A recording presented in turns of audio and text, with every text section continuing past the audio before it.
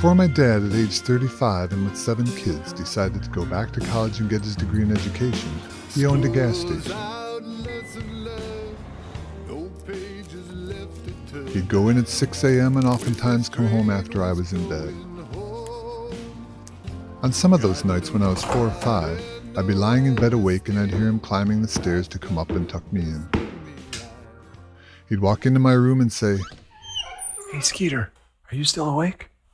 And if I was, he'd come in and sit on the side of my bed. And if he was especially beat, I'd scoot over and he'd lie down next to me, the wonderful smell of Old Spice, cigarette smoke, and motor oil letting me know that I was safe and sound and the world was good. Dad, tell me a story. The stories always started out the same way. There was a guy, and his arms were carrots, and his legs were stalks of celery, and his body was a pumpkin. And then there'd be a long pause because he was drifting off to sleep. And then what, Dad? I'd ask. Oh, his head was a cantaloupe, and his ears were green beans, and his eyes were grapes. And then he'd trail off again. Then what?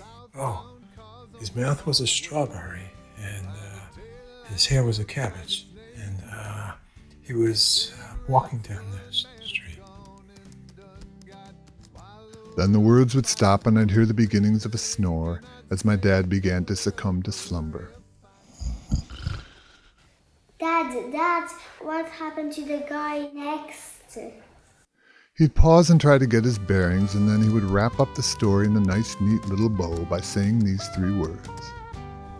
Somebody ate him. Yep, that's right. Somebody ate him. That was my dad's genius. Make the characters in your stories edible, and you always had a quick out. I'd lie my head down on my pillow and be thankful I didn't live in that storybook world where people nonchalantly ate their neighbors without giving it a second thought.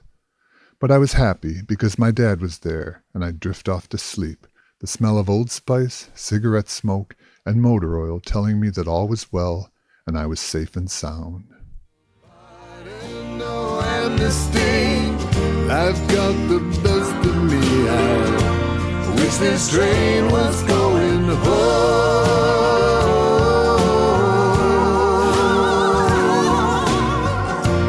Wish this train was going home.